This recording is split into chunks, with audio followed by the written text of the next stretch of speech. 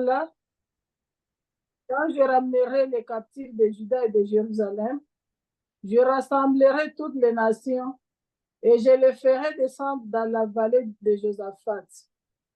Là, j'entrerai en jugement avec elles au sujet de mon peuple. Maman Julie, oui. Tu es dans la version, je pense, Louis II. La promesse du Saint-Esprit. Dans Louis II, je pense, est-ce que c'est... Tu es dans Joël, chapitre 3? Joël, chapitre 3, chapitre 3, verset 1 à 2, vous avez dit. Oui, après cela, je répandrai mon esprit. Parce que dans Louis II, ça peut être sur un autre chapitre. Peut-être. Je ne peux pas amener mon Louis II. Ça, c'est la Sainte Bible de Dieu. Celui qui a lu, c'est qu'on peut lire. Oui, oui, lisez dans Louis II. Joël 3, 1 à 2. Moi, je passe Bon, je lis, on doit gagner le temps. OK. Après cela, moi, je répandrai mon esprit sur tout le monde. Vos fils et vos filles prophétiseront, vos vieillards par des songes, vos jeunes gens par des visions recevront des révélations. Et même sur les serviteurs, sur les servantes, moi, je répandrai mon esprit en ce jour-là.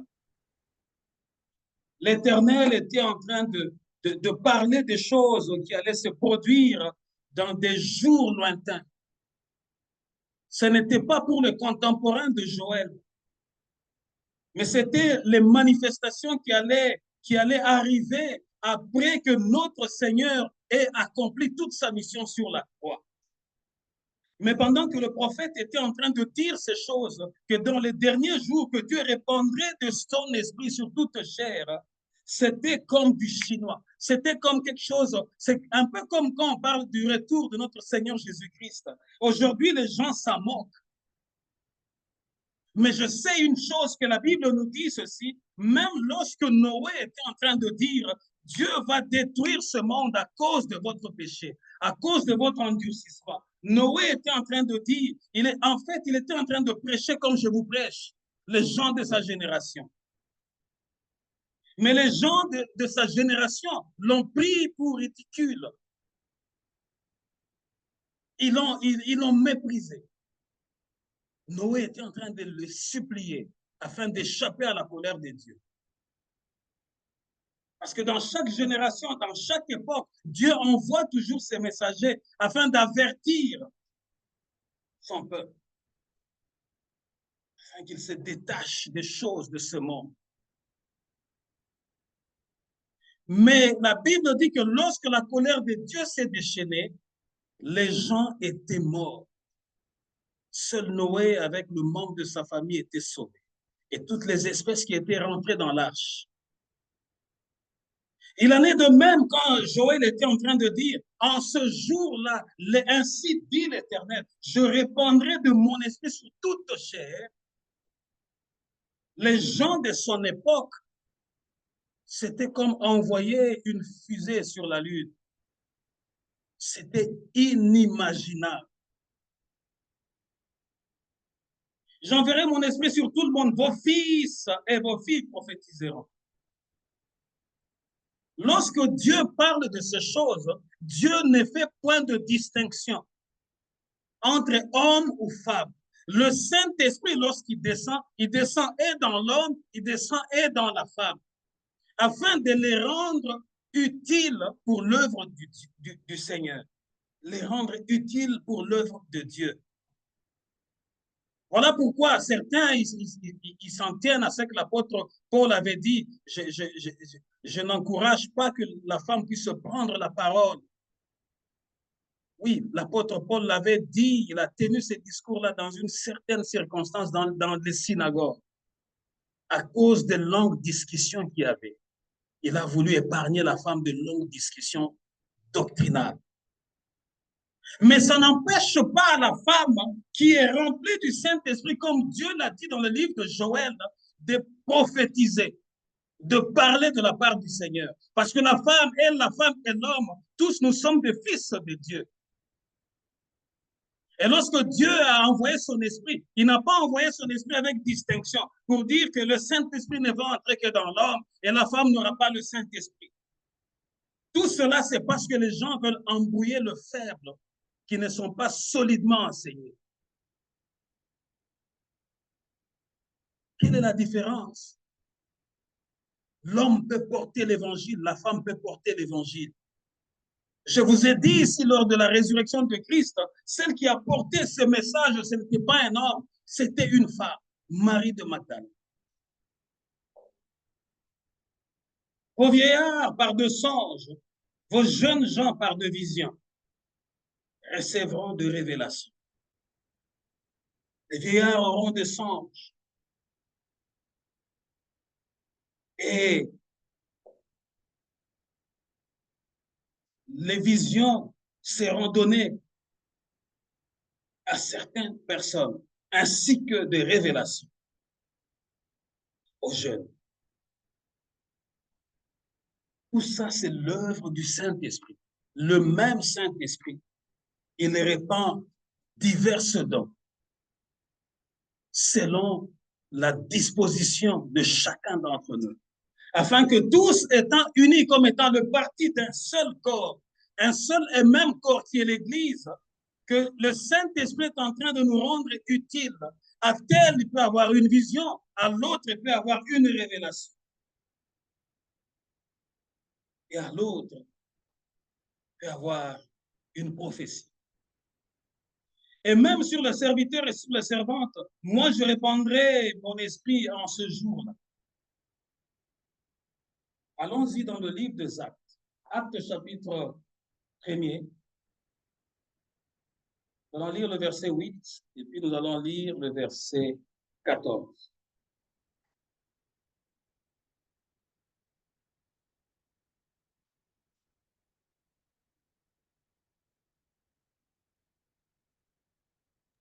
Acte chapitre 1er, verset 8.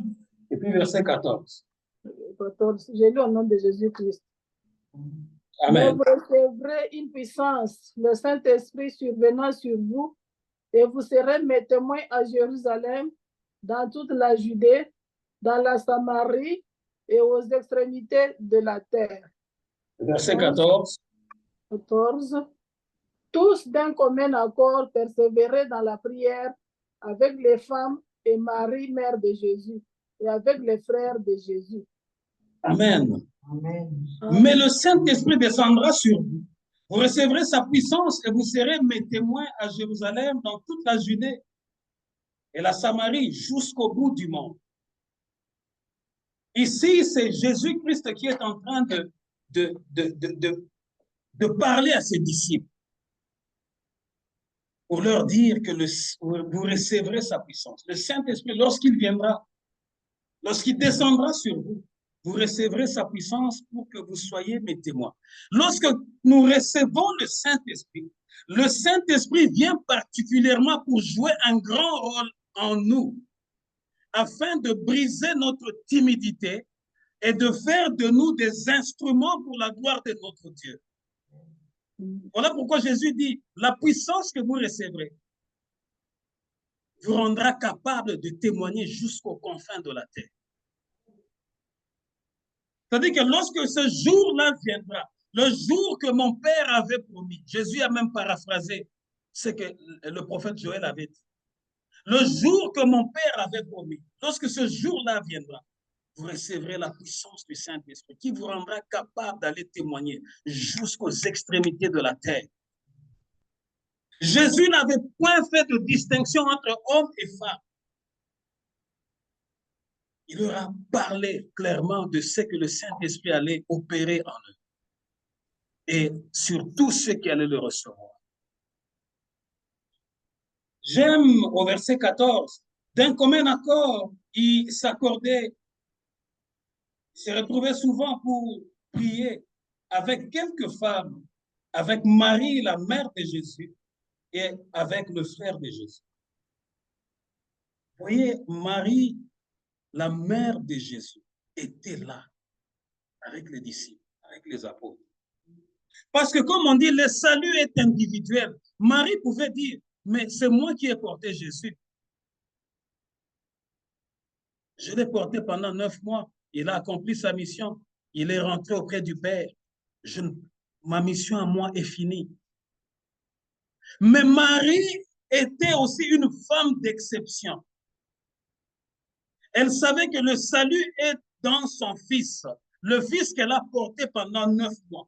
Voilà pourquoi l'apôtre Pierre dit, le salut n'est pas dans un autre nom. Le salut n'est que dans le nom de Jésus. Mais aujourd'hui, avec les fausses doctrines, on commence à dire, priez Marie, la mère de la paix, priez ceci, ceci, cela. Ça vient d'où toutes ces fausses doctrines. Marie était là en train de persévérer dans la prière. Peuple de Dieu, tu ne peux pas être équipé du Saint-Esprit si tu n'as pas une vie de prière. Tu ne peux pas être équipé du Saint-Esprit si tu ne mènes pas une vie de prière. La Bible dit qu'ils persévéraient tous dans la prière, y compris le frère de Jésus, ses petits frères qui persévéraient pour leur salut. Mais nous, les gens de ce siècle ici, à cause de notre incrédulité, si nous faisions partie de la famille de Jésus, on n'allait pas nous voir dans cette chambre haute-là. Parce qu'on allait dire, ah, eux, c'est la famille réservée. Ils n'ont pas besoin du Saint-Esprit. Ils étaient ensemble en train de prier, en train d'attendre l'accomplissement de la promesse. Vous voyez que tout ce message que nous donnons ces derniers temps se connecte. Le dimanche dernier, nous avions dit qu'il n'y a point de faux espoir devant Dieu. Lorsque Dieu fait une promesse, il finit par l'accomplir. Voilà pourquoi il a dit à Habakkuk, reste à ton poste, même si ça tarde. Reste là. Le problème avec nous de cette génération, nous sommes une génération micro-ondes, microwave. Nous voulons tout rapidement. Tu mets là, tu chauffes et puis tout est prêt, tu manges. Non, avec Dieu, ça ne fonctionne pas comme ça. Acte chapitre 2. Nous allons lire le verset 1 à 4. Acte chapitre 2, verset 1 à 4.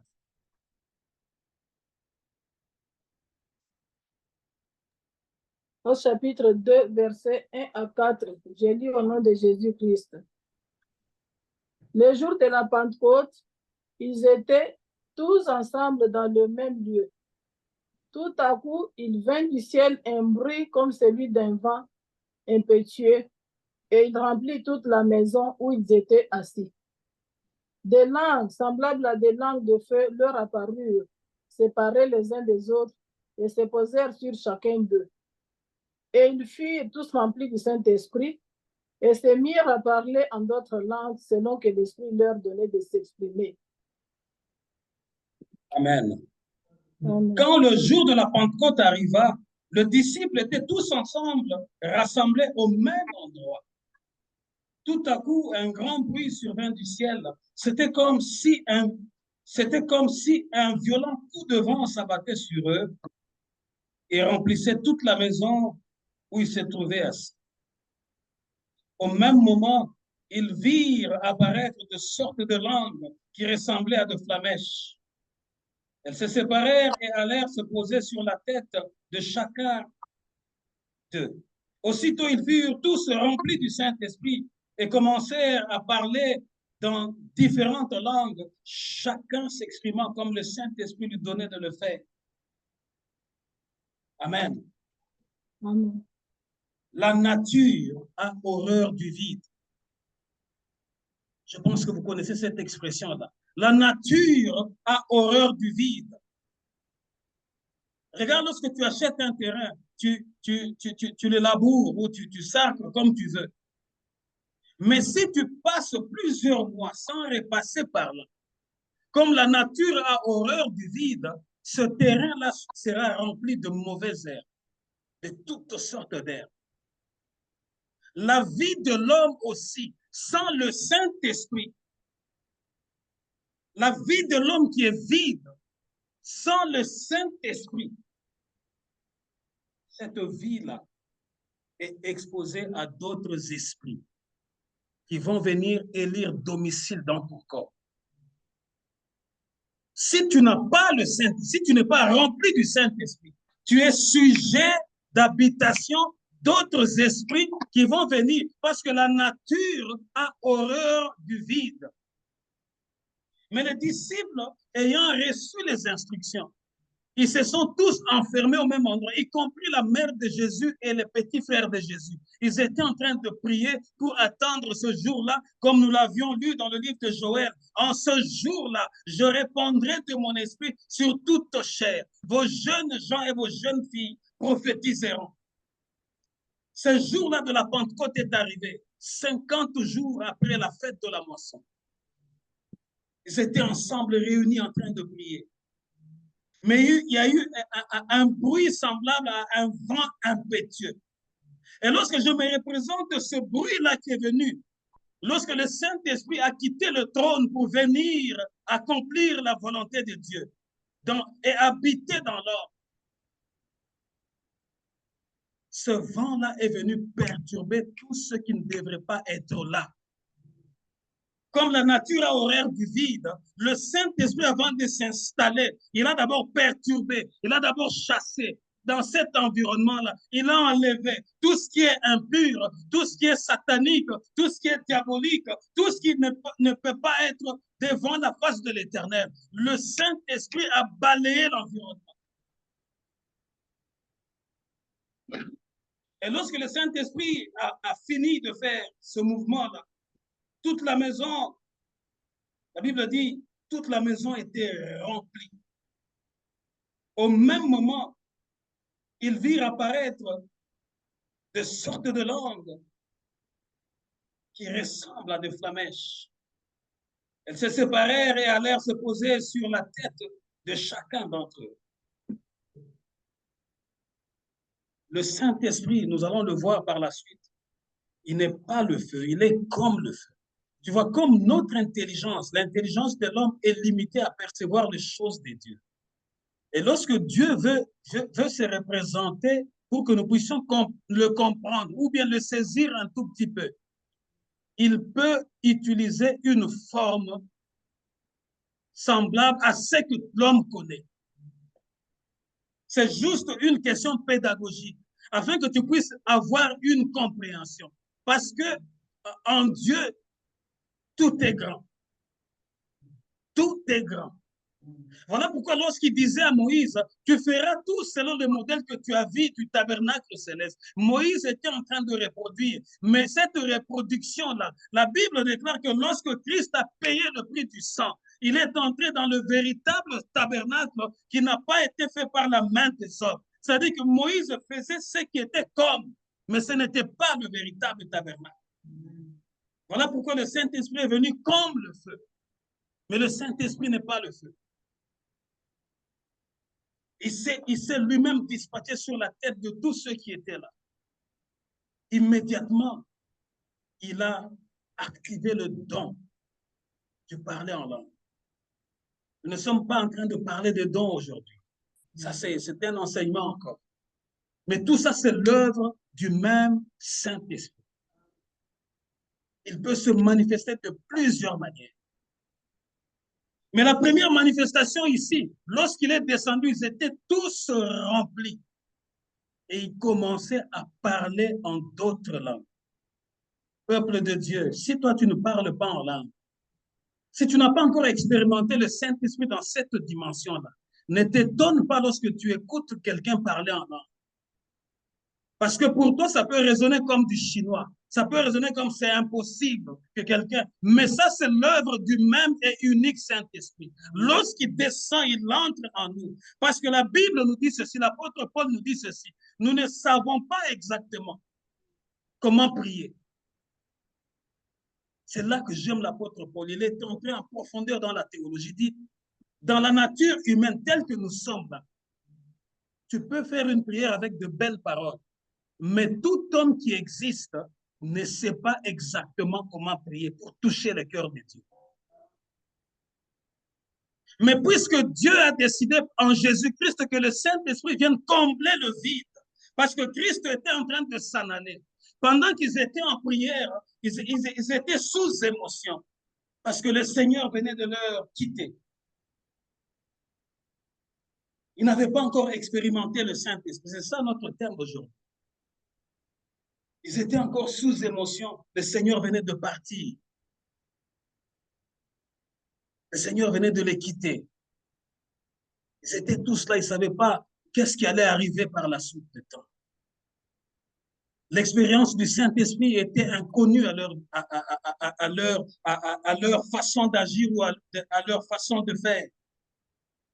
Jésus leur a parlé du Saint-Esprit de plusieurs manières. Il leur avait dit, il est avantageux que je m'en aille, afin que lui vienne, parce que je ne vous laisserai pas orphelins.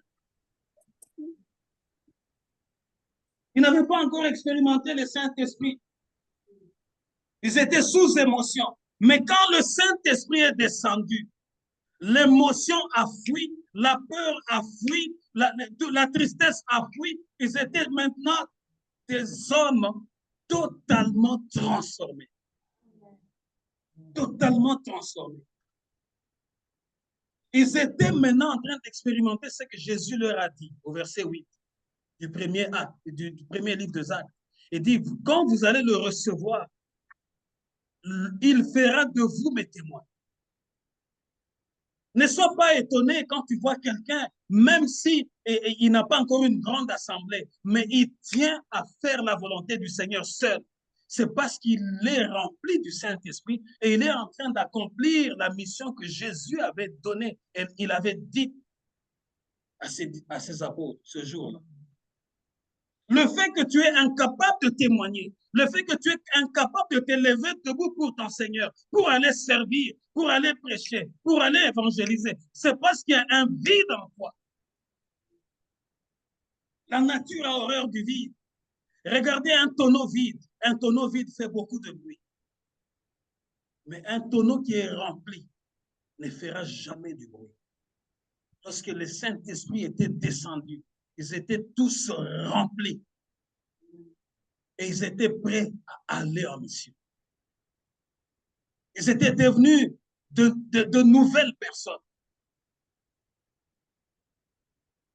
Je vais ouvrir une brèche. Lorsque le prophète Samuel était allé oindre Saül pour qu'il devienne le roi en Israël, il avait prophétisé sur lui. Mais après cette prophétie, il a dit, lorsque l'Esprit du Seigneur descendra sur toi, lorsque tu seras saisi par l'Esprit de Dieu, tout ce que tu trouveras à faire, fais-le, parce que l'Éternel est avec toi. Regarde un peu à leur époque, le Saint-Esprit n'habitait pas dans l'homme. Le Saint-Esprit venait pour leur équiper seulement afin d'accomplir une mission. Mais le prophète Samuel étant un voyant, parce qu'un prophète c'est un voyant, il savait ce que le Saint-Esprit est capable de faire. Il dit, lorsque tu seras saisi par le Saint-Esprit, tout ce que tu trouveras à faire, fais-le parce que l'Éternel est avec toi. À combien plus forte raison, nous, de cette génération, en ces jours-là, j'enverrai mon esprit. Ce jour-là, c'est le séjour de la Pentecôte. Nous ne sommes pas comme des tonneaux vides, mais nous sommes des instruments que Dieu veut utiliser afin d'impacter notre génération. Ceux qui sont vides, ils essaient de combler le vide. Écoute, celui qui est vide, c'est vraiment triste. Celui qui est vraiment vide, il essaie de combler le vide par le mensonge. Celui qui est vraiment vide, il essaie de combler son vide par l'orgueil. Celui qui est vraiment vide, il essaie de combler son vide avec le gossip, le colportage, la calomnie. C'est parce qu'il est vide qu'il y a des vides en lui. Il essaie de faire du bruit. Lorsqu'il arrive dans une maison, il essaie de se faire remarquer qu'on sache qu'il est là. Je vous donne juste des indices. Mais celui qui est rempli, parce que le Saint-Esprit, lorsqu'il vient, il vient te remplir. Il n'y aura point de vide. Et lorsqu'il t'est rempli, tu deviens un autre homme, tu deviens une autre femme. Ta façon de parler va changer, ton attitude face au problème va changer, Ta démarche dans le Seigneur va changer. Tu vas faire des choses que les autres seront incapables de faire parce qu'eux, ils sont comme des tonneaux vides.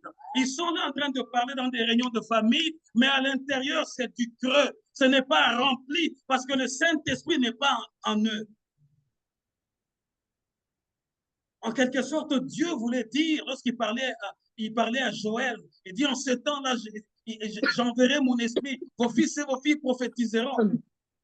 C'était pour nous dire que Dieu allait nous utiliser comme des instruments de choix. Des instruments de choix pour sa gloire. Maman Justine.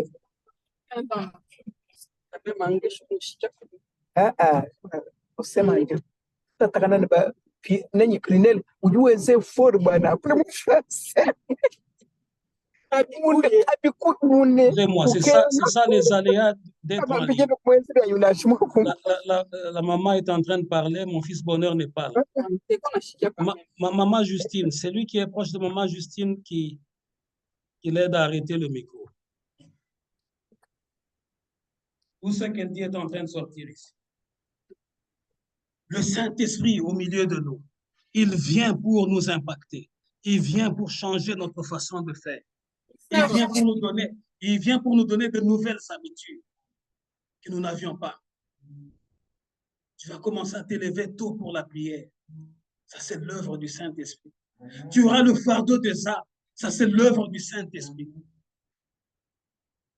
Le Saint-Esprit fera de toi une nouvelle personne.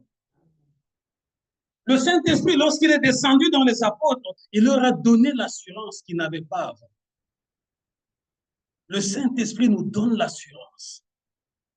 Voilà pourquoi lorsque tu es en face de quelqu'un qui est rempli du Saint-Esprit, il a une assurance que toi, tu n'as pas.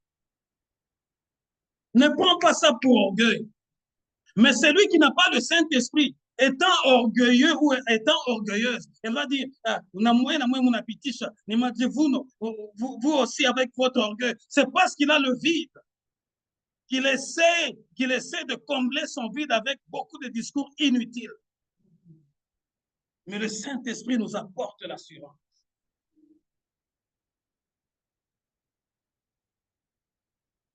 Le Saint-Esprit, il chasse la peur.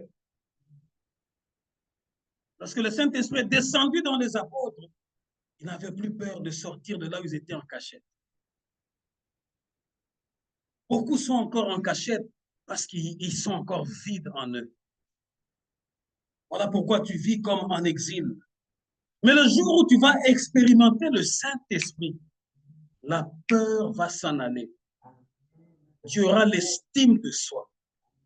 Tu vas prêcher. J'aime le prédicateur T.D. Jakes. Quand la COVID avait frappé, là, toutes les églises avaient fermé. Il a une très grande église au Texas. Chaque dimanche, il allait bien habillé, prenait son micro, prêchait dans une salle vide. Il a dit, c'est ici, c'est comme ça que je commençais, pas dans cette salle. Mais lorsque j'avais commencé mon ministère, j'allais, je prêchais, là, il n'y avait que des arbres. Et je criais comme s'il y avait des gens qui étaient là. Je prêchais seul et je rentrais, je dis, Seigneur, j'ai accompli ma mission. Même si la COVID est venue, même s'il n'y a personne dans la salle, je prêche comme je prêchais avec la même énergie. Je suis venu te dire, lorsque tu es rempli du Saint-Esprit, lorsque tu viens au lieu du culte, tu ne regarderas ni à gauche, ni à droite, parce que toi, tu deviens la source pour bénir les autres. Toi, tu es sur la terre, mais tu es connecté avec le trône de Dieu. Le problème, c'est à cause du vide que vous avez. Que pour venir vers les cultes, tu commences à compter, ils sont en nombre de combien? C'est comme si les gens qui vont être dans le culte, ce sont eux qui vont te mettre les piles. Et quand ils ne sont pas là, tu es déchargé, lobat. C'est parce que tu as un vide. Aujourd'hui, ma prière, c'est que tu expérimentes le Saint-Esprit. Tu changeras ta façon de parler. Tu changeras même tes fréquentations. Tu te débarrasseras de beaucoup de choses que la Bible appelle du scorie.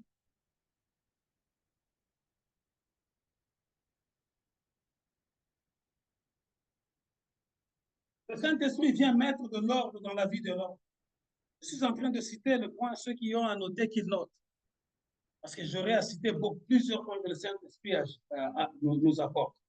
Le Saint-Esprit vient mettre de l'ordre dans la vie de l'homme. Car la vie d'un homme sans le Saint-Esprit est comme un puzzle. Je pense tous nous connaissons un puzzle. Un puzzle, c'est plusieurs pièces de casse-tête qu'on peut te donner. Mais une fois que tu es calme, tu commences à les rassembler, après tu vas sortir une figure.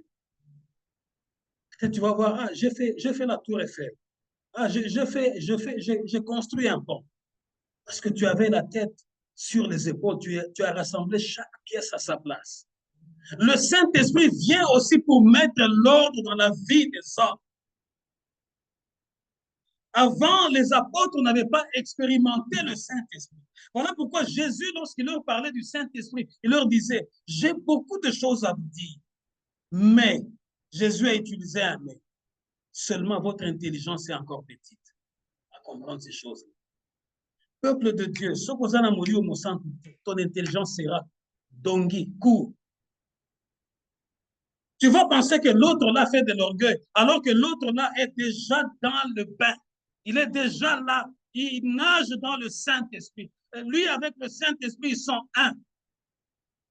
Voilà pourquoi pour toi, d'autres choses paraissent comme étranges. Le Saint-Esprit vient mettre de l'ordre. À partir d'aujourd'hui, si tu veux expérimenter le Saint-Esprit dans ton corps à toi, parce que Dieu avait dit, en ce jour-là, je le répandrai. C'est-à-dire qu'il ne sera plus avec moi au trône au ciel, mais il va habiter dans leur corps. Voilà pourquoi l'apôtre Paul va plus loin et dit, notre corps devient le temple du Saint-Esprit. C'est-à-dire que le Saint-Esprit, dans toute sa grandeur, habite dans un petit corps de l'homme, afin de le rendre tout simplement capable de comprendre la dimension de Dieu. Parce que dans notre intelligence, peuple de Dieu, qu'on ne te trompe pas, notre intelligence est trop petite pour comprendre les choses de Dieu. Voilà pourquoi le Saint-Esprit vient pour mettre de l'ordre. Le message d'aujourd'hui, si tu veux expérimenter le Saint-Esprit, commence à te débarrasser des saletés qui sont dans ta maison. Commence à te débarrasser de tout ce qui est comme un vide en toi. Parce que le Saint-Esprit, lorsqu'il vient, il n'aime pas trouver l'encombrement. Il vient pour mettre de l'ordre. Voilà pourquoi tu vas voir, les disciples étaient ordonnés. Le mot disciple, c'est dérive de la discipline. Ils étaient tous ordonnés dans leurs affaires. Tu n'es pas encore ordonné parce que tu n'as pas encore expérimenté le Saint-Esprit.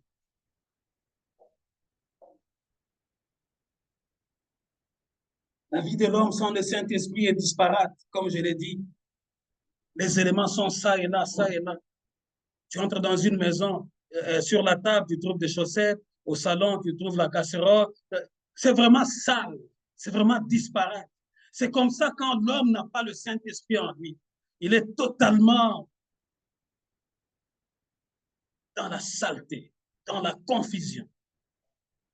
Il est dans le vide. Et pour combler ce vide-là, il peut même prendre la drogue.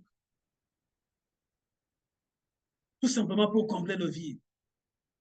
Vous le voyez, les gens qui se droguent. J'ai rencontré une femme, une Canadienne, une blanche d'ici, pendant la COVID. Elle me disait, mais écoute, la COVID est là, tout est fermé. Je pars juste acheter le cannabis. Au moins, ça m'aide, et moi et ma fille, à oublier que le monde est dans le shutdown. Pour elle, combler le vide, c'était le cannabis. Tellement les maisons sont accréditées ici, au Canada. C'est pour combler le vide que tu vois quelqu'un, quand il arrive quelque part, et il y a combien de cartons de bière? Ils sont presque, même si tu as acheté juste un carton, lui va aller en chercher 10 autres cartons parce qu'il veut combler le vide qu'il y a. Il y a un vide en lui. Il n'y a pas de l'ordre. Nous allons le voir. Acte chapitre 1er, verset 4. Acte 1, 4. Acte 1, 4.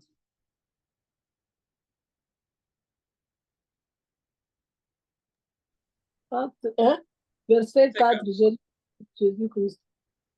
Comme il s'est trouvé avec eux, Il leur recommanda de ne pas s'éloigner de Jérusalem, mais d'attendre ce que le Père avait promis. Ce que je vous ai annoncé, leur dit-il. Car Jean baptisait d'eau. Ok.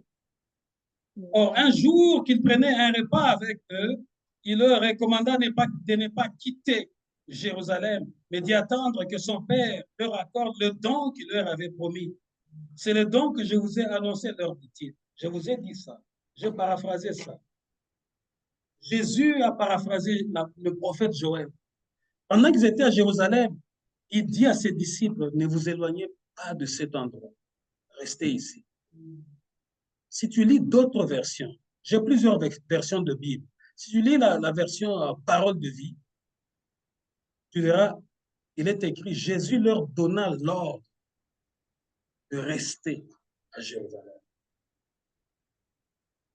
Notre Dieu n'est pas un Dieu de désordre. Tantôt tu es ici, tantôt tu es là-bas. On ne sait pas ce que tu fais. Le Saint-Esprit qui vient mettre de l'ordre, il doit te trouver aussi dans l'ordre. Mais pourquoi Jésus leur avait juste donné cet ordre-là de rester à Jérusalem? C'est parce que Dieu est un Dieu d'ordre. Et aussi, pourquoi il leur avait demandé de seulement attendre à Jérusalem? C'est parce qu'il ne fallait pas qu'ils commencent, qu'ils soient en train d'aller dans tous les sens. Oh non, tel est à Judée, tel est à Samarie, tel est à Capernaum. Ça allait partir dans tous les sens. Restez au même endroit. Vous serez tous baptisés au même endroit. C'est après ce baptême du Saint-Esprit que vous pourrez maintenant commencer. Sans le Saint-Esprit, il y a le désordre. Les choses ne sont pas ordonnées. Ça va dans tous les sens. Voilà pourquoi tu rentres dans une famille, tu vois qu'il y a un esprit de désordre, c'est parce qu'il y a un vide. Je viens pour vous donner des éléments, afin que moi, si Alibal, tu es la femme mariée, tu vas commencer à détecter certaines choses.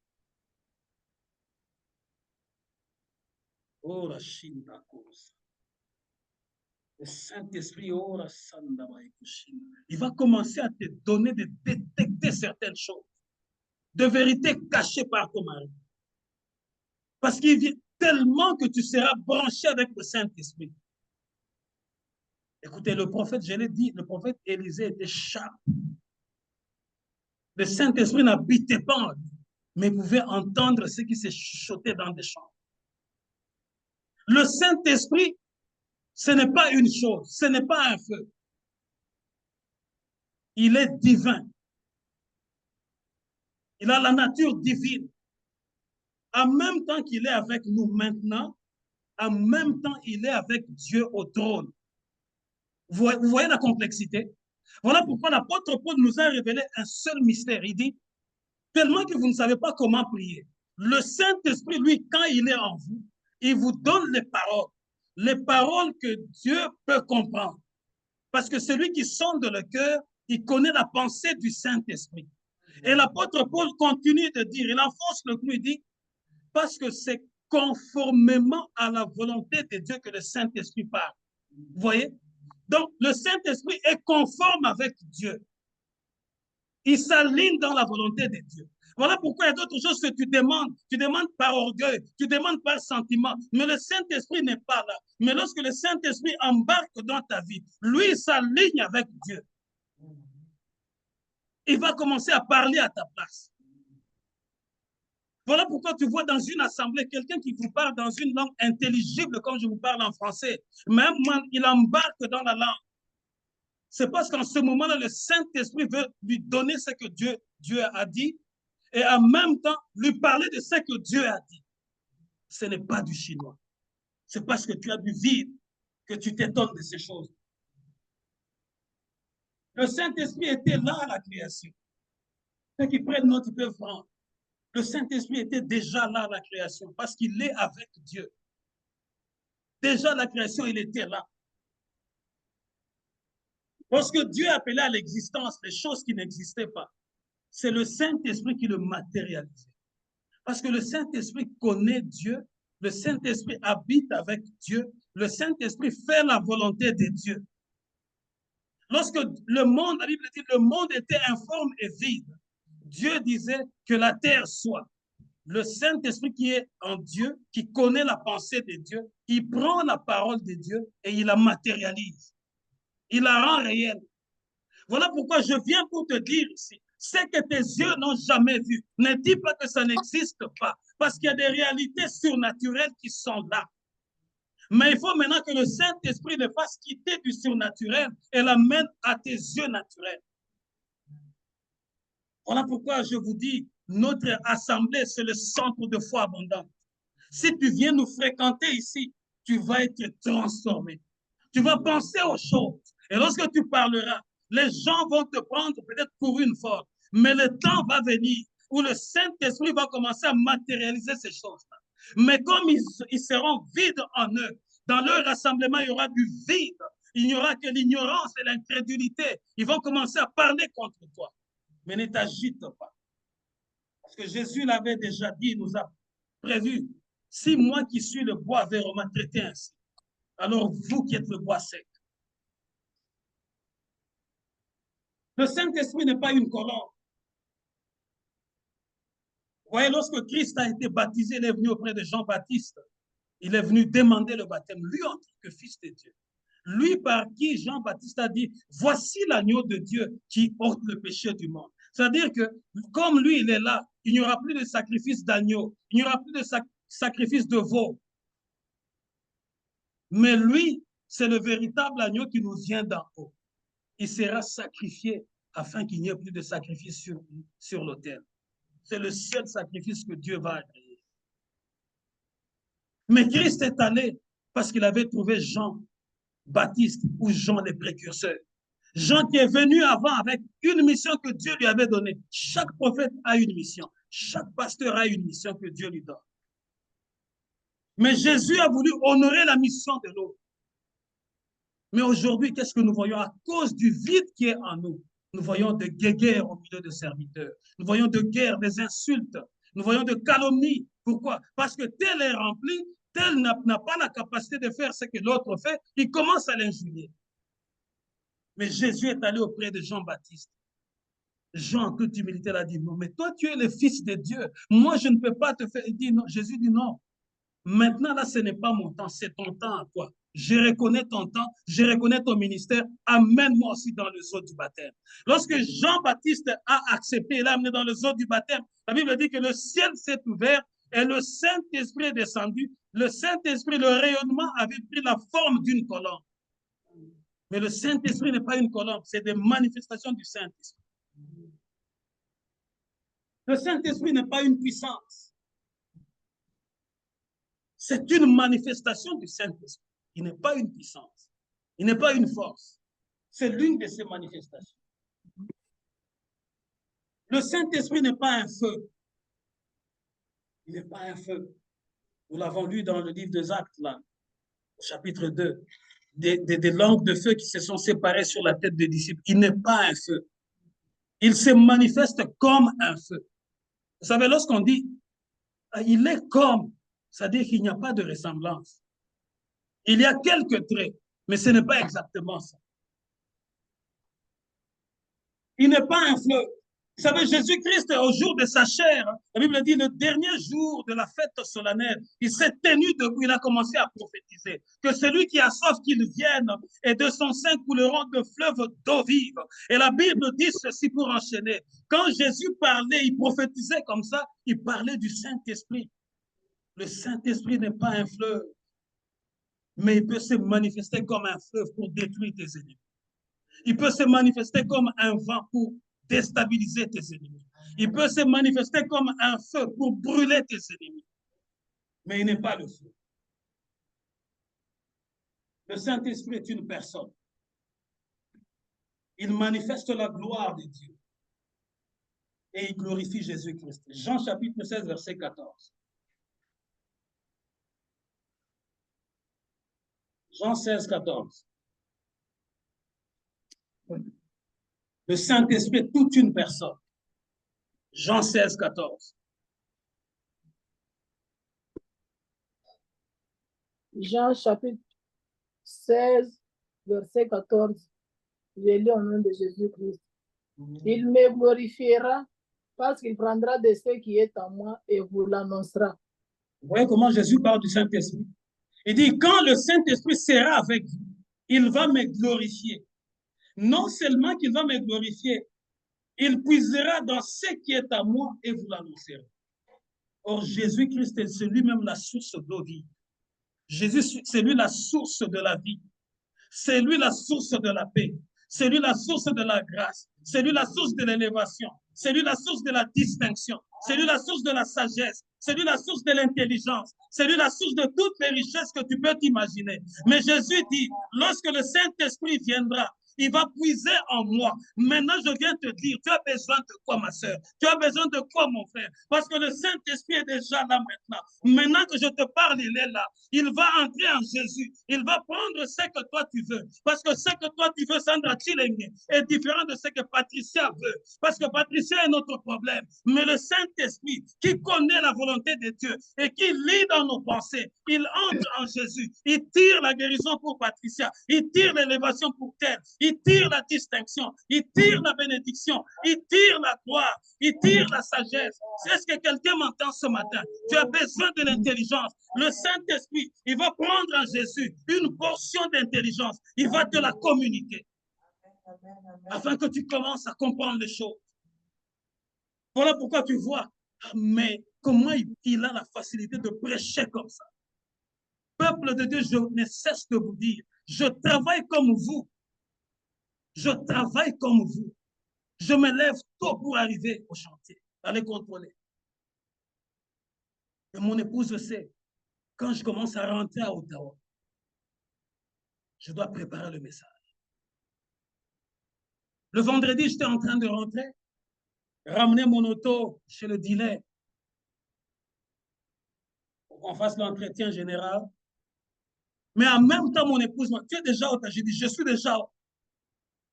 J'ai besoin que tu me ramènes telle chose. Je lui ai dit, je n'ai pas de véhicule. Parce que chez les dealers, on me prend par le taxi, on me ramène à la maison. Je lui ai dit, quand je vais arriver à la maison, je vais faire mon dernier rapport de la semaine. Quand je vais finir de faire mon dernier rapport de la semaine, je n'ai pas encore le message pour le dimanche. Je dois être à genoux devant mon Dieu afin que le Saint-Esprit m'amène ce que Dieu a besoin pour son peuple. Vous voyez la puissance du Saint-Esprit? Je vous parle de ce message, c'est comme si je l'avais préparé il y a une semaine.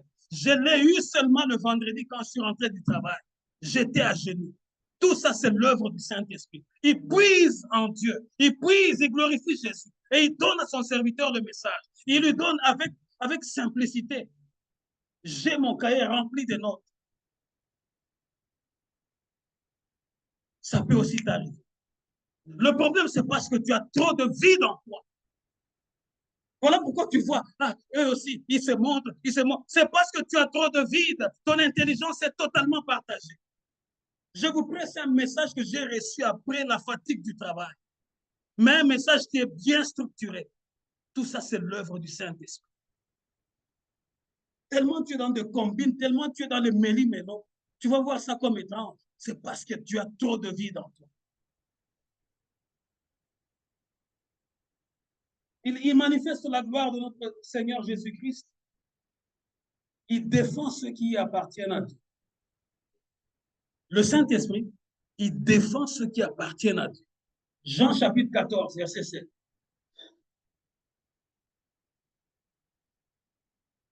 Jean 14, 7.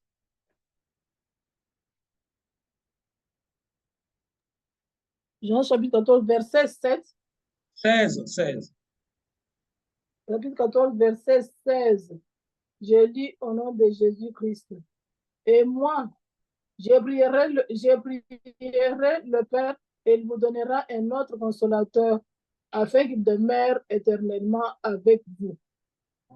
Et moi, je demanderai au Père de vous donner un autre défenseur de sa cause afin qu'il reste pour toujours avec vous. Oui. Le Saint-Esprit vient nous défendre. Vient nous défendre. Là où tu n'as pas la parole, là où côté là où l'équita, pas la saganine. Et Yandoro Baekushinda, rassure-toi seulement que le Saint-Esprit va te défendre. Tu n'as pas besoin qu'une voix s'élève au milieu d'eux. Lorsqu'il va commencer à te défendre, il vient d'abord par semer la panique au milieu de tes ennemis. Il va les diviser. Ils ne seront plus d'accord à accomplir leur projet maléfique. Il est notre défenseur. Il vient nous défendre. Pourquoi? Parce que Dieu, j'ai toujours dit à mon épouse, Dieu fera un choix entre son serviteur et les ennemis de la croix. Il y a un choix. Parce que Dieu ne va pas vouloir, il va pas vouloir que son serviteur soit à terre. Alors il va faire un choix. Parce que lorsque le Saint-Esprit qui agit dans ses serviteurs, Dieu a besoin que plusieurs soient déliés. Alors il ne va pas exposer ceux qui lui appartiennent au mépris des incirconcis, qui sont vides et qui remplissent leur vide par des discours banals.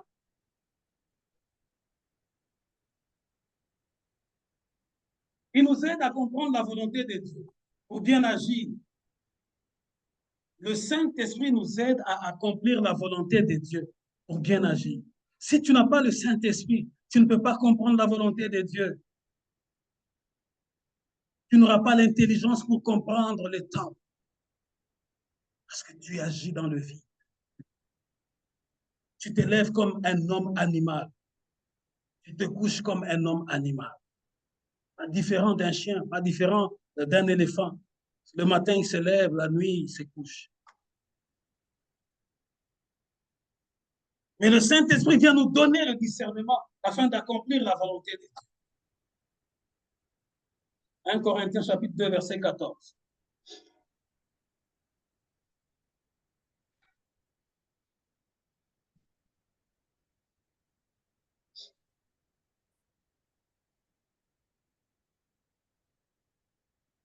Un Corinthiens chapitre 2, 14.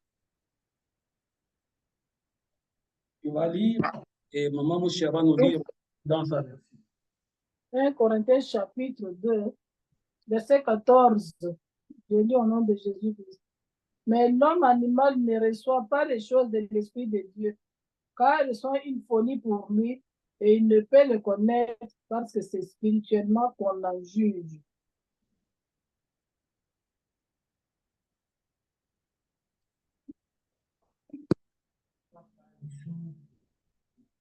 Amen.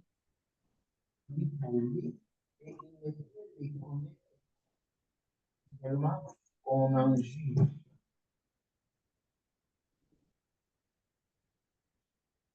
Mais l'homme livré à lui-même ne reçoit pas ce qui vient de l'Esprit de Dieu. À ses yeux, c'est pure folie. Et il est incapable de le comprendre, car l'Esprit de Dieu permet d'en juger. Vous voyez, dans vos versions, à vous, on parle de l'homme animal. Le pasteur que je suis, je ne vous parle pas en vain. Parce que quelqu'un d'autre qui a un vide dans la vie va dire, le pasteur commence à injurer les gens animaux. C'est dans la Bible. C'est dans la Bible. C'est dans la Bible. L'homme qui est livré à lui-même, l'homme qui vit comme un homme animal, il ne peut pas comprendre les choses de Dieu parce qu'il est livré à lui-même. Il est comme un animal.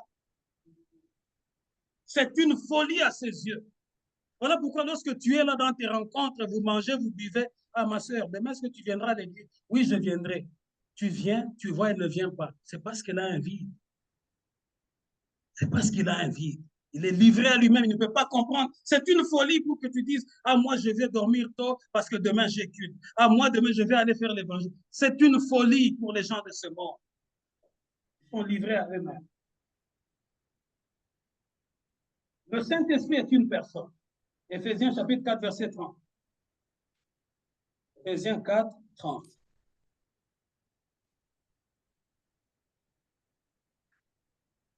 Éphésiens Chapitre 4, verset 30. Éphésiens chapitre 4, verset 30. Je lis au nom de Jésus-Christ. N'attristez pas le Saint-Esprit de Dieu par lequel vous avez été scellés pour le jour de la rédemption. N'attristez pas le Saint-Esprit de Dieu. Par cet esprit, Dieu vous a marqué de son sceau comme sa propriété pour le jour de la délivrance finale. Vous voyez ce que le Saint-Esprit fait? Le Saint-Esprit vient marquer sur nous le sceau d'appartenance. Au Koma ya Nzambe.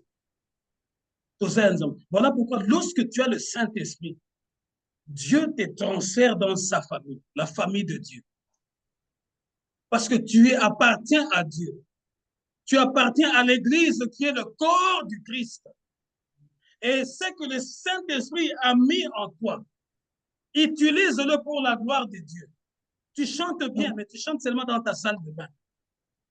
Tu parles fort, mais tu parles fort seulement pour insulter. Dieu met son sceau au travers de nous par le Saint-Esprit. Et l'apôtre Paul dit, ne l'attristez pas. Bon, c'est là que je vais encore marteler. Est-ce qu'on peut attrister un feu? Est-ce qu'on peut attrister le vent? Est-ce qu'on peut attrister le fleuve? C'est là que vous devez comprendre que le Saint-Esprit n'est pas une chose. Il se manifeste dans différentes formes, mais il n'est pas ces choses-là. Il est toute une personne. À chaque fois que tu te mets à calomnier, le Saint-Esprit ne trouve pas sa place en toi. À chaque fois que tu vis dans les désordres, ceux qui habitent avec moi, ils connaissent, c'est l'un des mots que je prononce le plus souvent, le mot désordre. Je bénis l'Éternel parce que je suis né, ma soeur est là. Nous sommes nés d'un père militaire. Nos premiers mots à nous, en tant qu'enfants des militaires, c'est le mot désordre. Pourquoi? Parce que dans l'armée, c'est le mot qu'ils utilisent tous les jours. La bouteille doit être là, elle doit être là. La table doit être là, elle doit être là. L'assiette doit être là. Chaque chose doit être à sa place. Mais Dieu a fait grâce que je sois né dans cette famille-là de militaires. Mais par sa grâce, il m'a rempli du Saint-Esprit. Donc le Saint-Esprit a déjà trouvé l'ordre en moi. Il a juste balayé, bousculé les petites choses qui devraient bousculer. Voilà pourquoi si tu vis dans le mal, tu vis dans le désordre, tu ne peux pas m'approcher. Je te dis vrai. Tu vis dans le mal, tu vis dans le désordre, tu es éparpillé, tu ne peux pas être à mes côtés. Wasting of time. Je ne vais pas perdre mon temps là. Le Saint-Esprit vient mettre l'ordre en nous. Et il ne veut pas être attristé. À chaque fois qu'il y a des désordres, à chaque fois qu'il y a la saleté, le Saint-Esprit ne trouve pas son corps. Il est attristé parce que c'est toute une personne.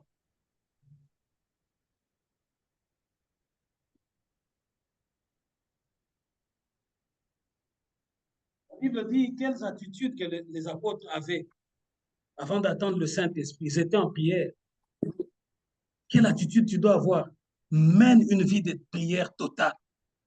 Ne sois pas tantôt plutôt. Mène une vie de prière totale. Et quelle attitude? Ton cœur aussi doit être droit devant Dieu. Si tu as un cœur droit devant l'Éternel, parce que Dieu qui lit dans le pensée, il va comprendre que vraiment cette fille m'aime. Ces messieurs-là m'aiment. Il va commencer à défendre ta cause. Le Saint-Esprit se manifeste de diverses manières, je l'ai dit. Il vient te donner le parler en langue.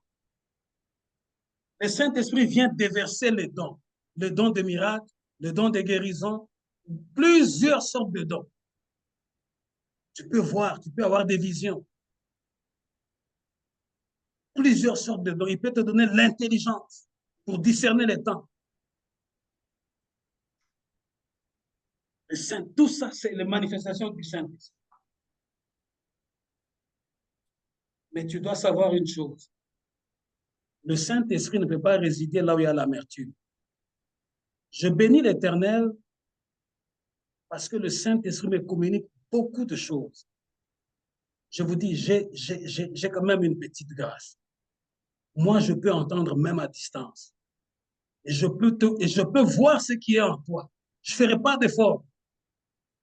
Celle qui est à côté de moi, elle sait. Plusieurs fois, je lui ai donné des messages. Je dis, tel a l'esprit d'amertume. Mais pendant que le Saint-Esprit me donne ce message, il m'a confirmé avec l'Écriture maintenant que le Saint-Esprit ne peut pas habiter là où quelqu'un a un cœur d'amertume. Le Saint-Esprit ne peut pas habiter là où quelqu'un est méchant. là où il y a la méchanceté, là où quelqu'un est dans une vie éparpillée, là où il y a le mal, il ne peut pas habiter parce qu'il se sent étouffé. Comme c'est une personne, il se sent étouffé. Il ne se retrouve pas. Or, au milieu de nous, le Saint-Esprit m'a montré les gens qui ont de cœur d'amertume. J'ai pitié pour ces gens-là. Mais avant que je puisse avoir ce message, moi, j'avais déjà reçu le message que tel a un cœur d'amertume. Mais écoute ce que le Saint-Esprit, oh Rachid, l'apôtre Pierre et les autres disciples, lorsqu'ils ont reçu le Saint-Esprit, ils ont eu le message que à Samarie, les Samaritains étaient en train de recevoir l'évangile. Ils sont allés à Samarie. Ils ont parlé du Saint-Esprit, mais les gens ne connaissaient pas le Saint-Esprit. Ils ont prié pour eux. Et les gens, parce que le Saint-Esprit se transmet aussi par imposition de main. Les gens ont reçu le Saint-Esprit. Mais maintenant, dans cette ville-là de Samarie, il y avait quelqu'un qu'on appelle Simon. Il était là. C'est un peu comme dans nos églises. Il y a des gens qui viennent vraiment pour la prière, mais il y a des gens qui viennent pour observer. Tantôt, on ne sait jamais qu'est-ce qui va arriver. C'est Simon-là était en train d'observer. Et quand il était en train d'observer, il a vu des miracles auprès des gens qui avaient un cœur ouvert à Dieu. Il s'est approché de Pierre. Il a sorti de l'argent. Il a donné à Pierre. Il dit, Pierre, prends cet argent. Donne-moi ce pouvoir-là. Parce que ce que je vois me dépasse. Pierre a dit, sois maudit. Ici, dans la chose de Dieu, ici pour le Saint-Esprit, il ne s'agit pas de l'argent. Je viens aussi annoncer à quelqu'un aujourd'hui, je ne serai jamais corruptible par le sentiment de quelqu'un pour dire, non, ne prêche pas ça à cause de telle famille, ne prêche pas ceci parce que les autres vont fuir. Je parlerai ce que le Saint-Esprit mettra dans ma bouche afin que toi, tu te corriges, que vous puissiez quitter le monde de ténèbres, que vous puissiez quitter l'amertume et que vous veniez vers la lumière du Christ. Amen. Il a maudit ce Simon-là. Il a dit, tu n'as aucune part dans ce qu'il y a de Dieu. Écoute ce que Pierre dit. Et le Saint-Esprit est en train de me montrer en toi. Tu as un cœur d'amertume. Le Saint-Esprit est en train de me montrer en toi. Tu vis, tu as la méchanceté. Le Saint-Esprit est en train de me montrer en toi. Tu as un cœur mauvais. Prie Dieu. Vous voyez, il faut d'abord faire le ménage pour que le Saint-Esprit vienne. Mais si tu as un cœur d'amertume, comme un peu plusieurs personnes qui sont dans cette région d'Ottawa, oh, c'est juste la tristesse. Et les années vont passer. Si ces gens-là ne se répandent pas, vous aurez vos yeux pour voir. Le Saint-Esprit transforme. Le Saint-Esprit vient pour nous transformer le cœur de l'homme. Parce qu'un pasteur ne peut pas te transformer. Un évangéliste ne peut pas te transformer. Quand tu rencontres le Saint-Esprit, quand il y a la visitation du Saint-Esprit, on voit vraiment que tu deviens une nouvelle créature.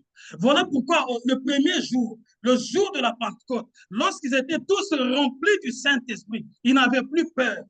Pierre est sorti dehors, il a commencé à prêcher.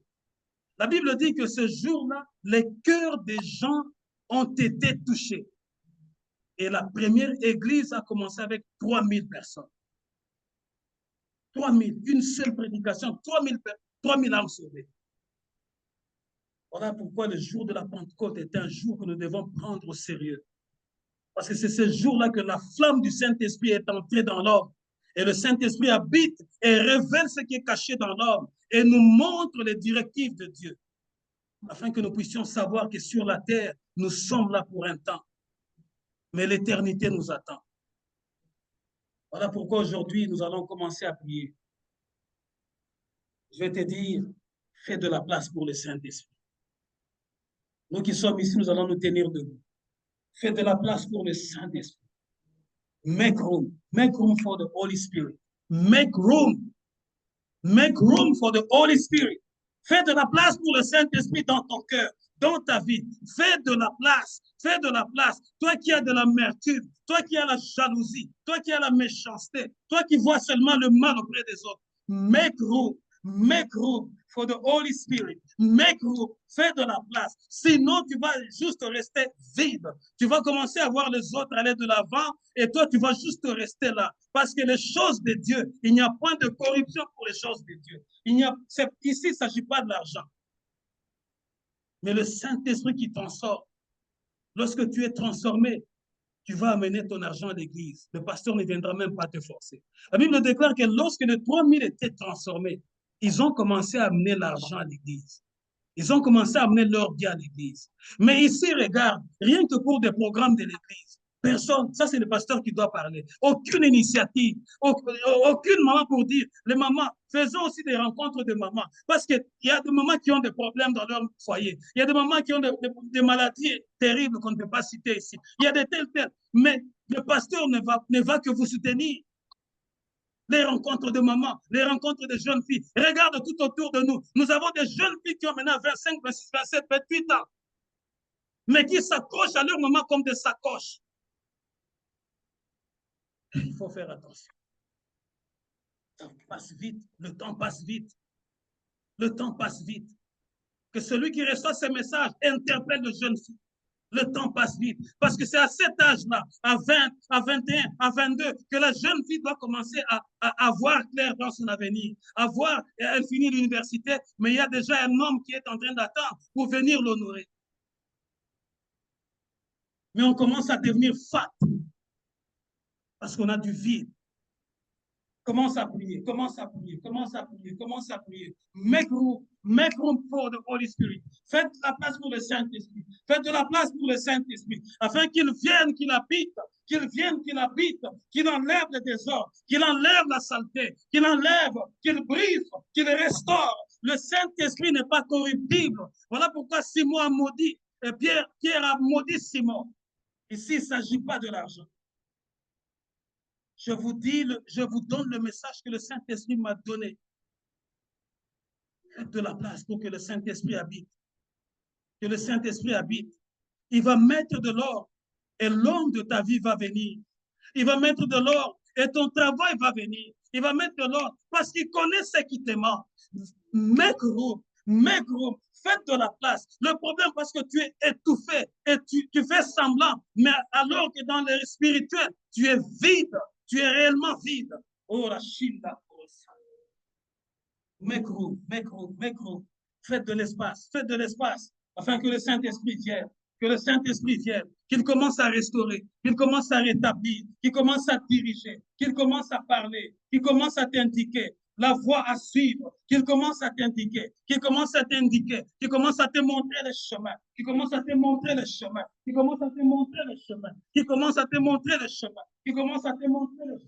que le Saint-Esprit arrive, qu'il arrive, il va changer ta destinée, il va tenir tes pas, il va les conduire vers ta destinée, il va changer ton orientation, il va faire tomber les écailles, il va te donner la force de la prière, il va t'amener dans l'assemblée des saints, il va délier ta langue afin que tu parles de ton problème, que tu témoignes, que tu parles de ton problème. Je vis des choses qui ne marchent pas. Homme de Dieu, voici mon problème. Nous allons prier et le Saint-Esprit va te dégager de ce lien de sang, de ce lien de famille. Le Saint-Esprit va te dégager de la pauvreté. Il va te dégager de la médiocrité parce qu'il est en Dieu, en même temps il est en nous et il accomplit la volonté de Dieu. Il puise en Jésus, il puise la paix, il puise la santé. Et regarde comment les gens autour de nous sont malades à cause de leur orgueil. Au lieu de venir auprès de Dieu qui est au-dessus de la médecine, mais il se confie dans l'homme. Voilà pourquoi ils sont maudits. Parce que la Bible déclare qu'ils sont maudits, celui qui se confie dans l'homme. Oh, la Chine. Que le vent souffle, que le vent souffle, que le vent souffle, que le vent souffle, que le vent souffle, que le vent souffle, que le vent souffle, que le vent du Saint-Esprit souffle afin d'écouler et de rétablir l'autel du Christ, de rétablir l'autel du Christ dans nos vies, dans nos maisons, dans notre parcours, au nom de Jésus. Au nom de Jésus. Au nom de Jésus. Cher Saint-Esprit, je te loue, je te bénis parce que tu es là. Je te loue, je te bénis parce que tu es là. Je te loue, je te loue, je te bénis parce que tu es là. Je sais que les chaînes sont en train de tomber. Je sais que les écailles sont en train de tomber. Je sais que la lourdeur est en train de tomber. Je sais que le désordre est en train de fuir. Je sais que le ménage est en train... Oh, la chute.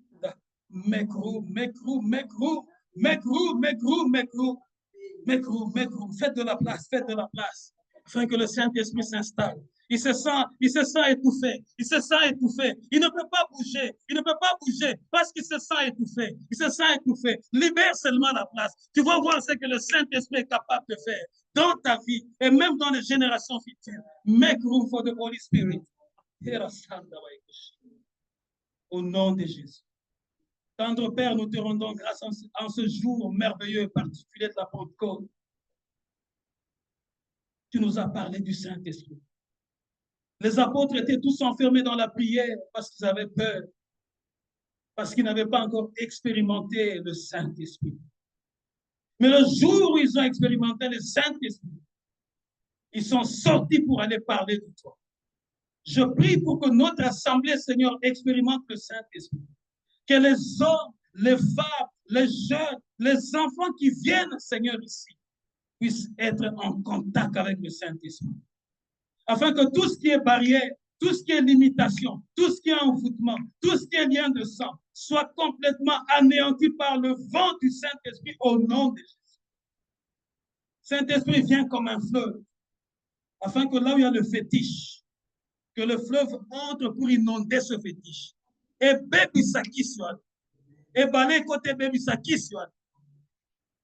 Que le vent souffle pour briser les prisons. Parce que plusieurs sont dans des mariages, mais ces mariages-là représentent des prisons. Mais que le Saint-Esprit puisse écrouler les murs de ces prisons, afin qu'elles soient bénies, qu'ils soient bénis.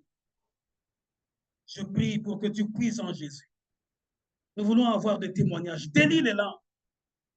Seigneur, nous avons besoin que le Saint-Esprit se manifeste. La Bible déclare qu'ils étaient en train d'expérimenter la puissance du Saint-Esprit.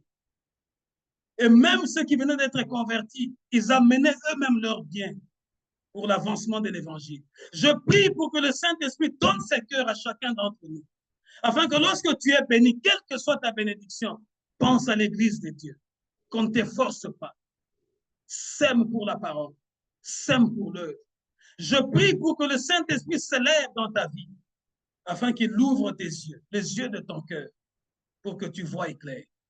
Au nom de Jésus, nous avons ainsi prié. Amen. Acclamons l'Éternel. Que Dieu vous bénisse.